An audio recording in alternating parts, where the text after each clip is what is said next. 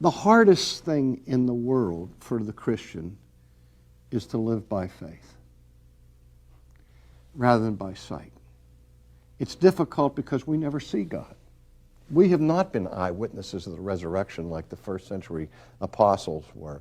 We live on the basis of the testimony of those who went before us, and we are to walk by faith, that we are justified by faith, and that means by trusting the Word of God. And I said it's one thing to believe in God, that there is a God. That can be an intellectual conclusion that's not very difficult to come to.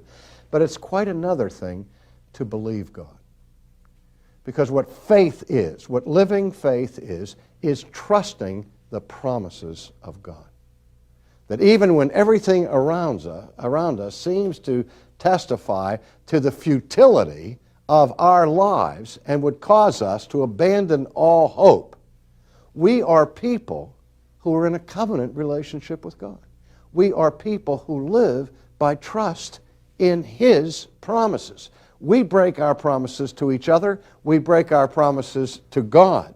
But God never breaks His promises to us. And that's why, in one sense, nothing would be more foolish than not to trust in the promises of God, because God has demonstrated Himself throughout history to be supremely trustworthy.